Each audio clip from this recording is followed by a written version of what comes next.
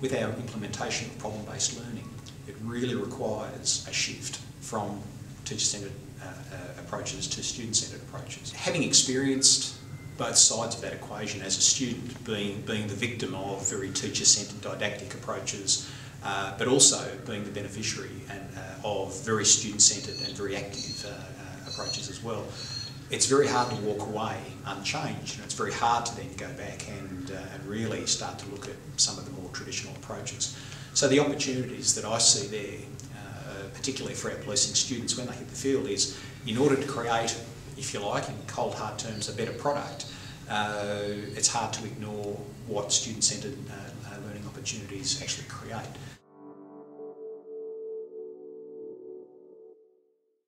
Any good police officer has spent many years taking control of situations, gaining compliance, creating some order out of chaotic situations, and those things become second nature. And that's particularly good in policing, but when it comes to a police classroom, it's a very challenging situation, because the last thing a police officer generally wants to do in a role as an educator is to relinquish some of that control. Mm-hmm. So there's a key opportunity for us in our professional development initiatives to try and further develop our police educators into more student-centred approaches. The project is about shifting educational values from traditional teacher-centred approaches to student-centred approaches. It's a pretty tall order when you think about educators' educational values. Ultimately, what we would like is a shifted educational culture here at the New South Wales Police College and the School of Policing Studies. There's a lot of argument to say that you need to model the behaviours and approaches that you're actually wanting. Now, we feel that we're doing a reasonable job at some of those things, but our initiatives so far to achieve that change haven't worked in all the areas that are required. And so what the project is about is to create some online learning objects, if you like, that go some way to demonstrate the values and the behaviours and the skills and the approaches that we're really looking for.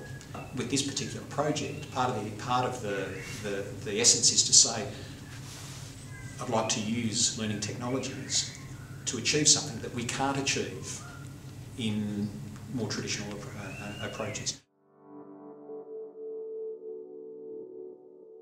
At the moment, a lot of students take the role of baby bird sitting in the nest, mouth open, waiting to be fed.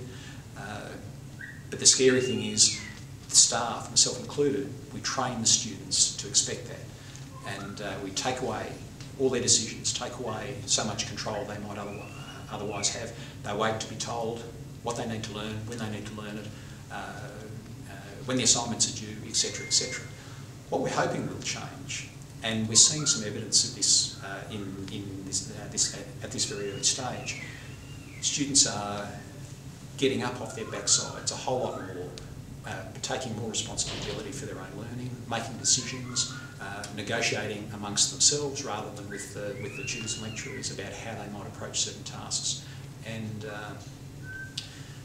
it's a sight to behold so far, certainly in these early stages. But the goal here is, on day one of the field-based phase of the associate degree in policing practice, probationary constables or our policing students will be a whole lot better equipped to make decisions for themselves, where they draw on the information and concepts that they've been learning in all their other subjects.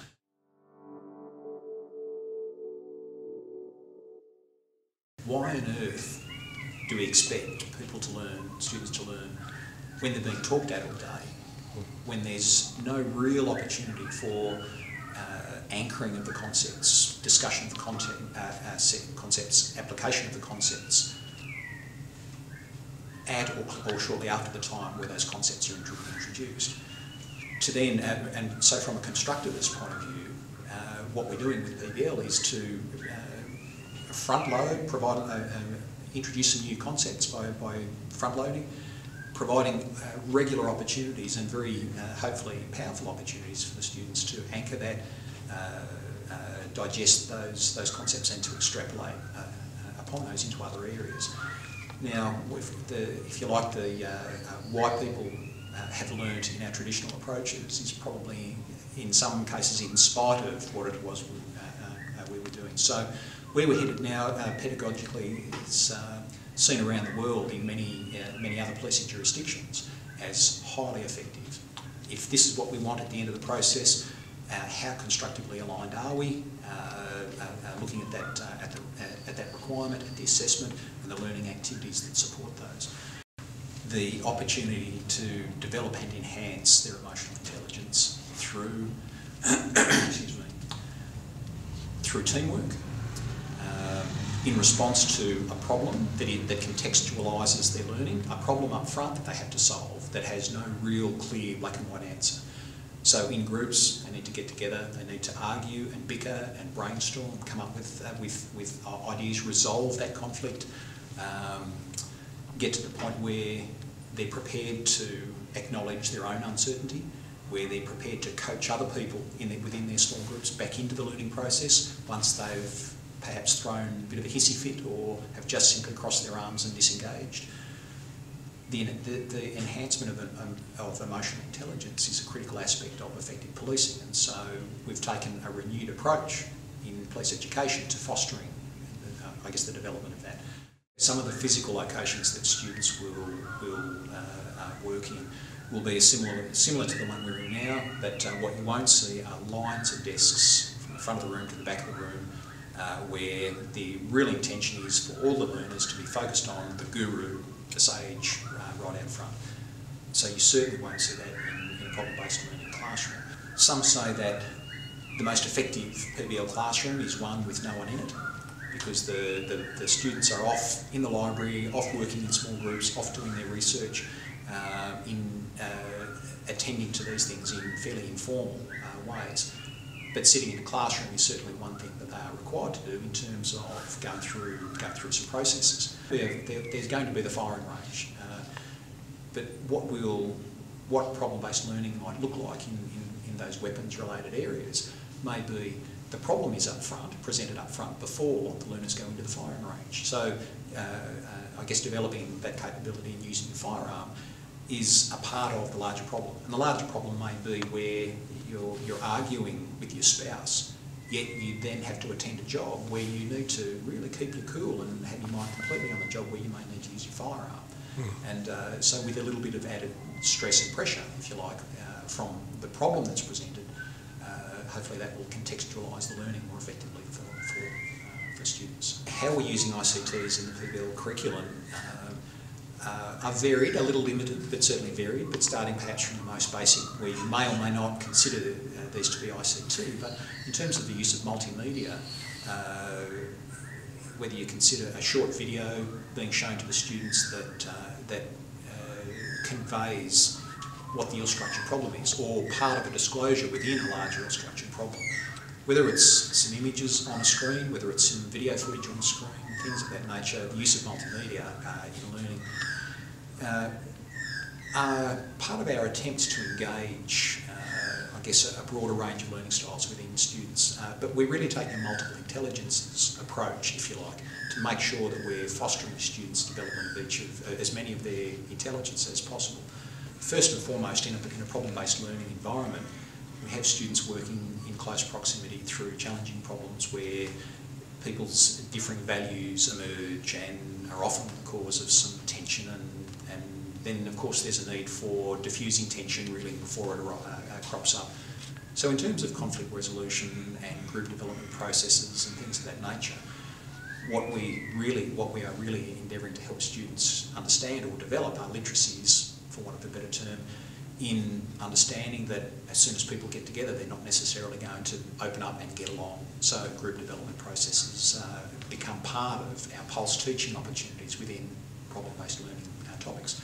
In terms of, could you say, research literacies, in terms of how to think about moving away from your PBL group with your task, your agreed task, to go and research a few things in the library regarding a number of police powers or procedures or things of that nature, in terms of how to speak about that, how to go and access, I guess, the New South Wales Police Force intranet, but also some online literacies, if you like. I mean, I guess we start by doing some online research, but moving into some interaction online.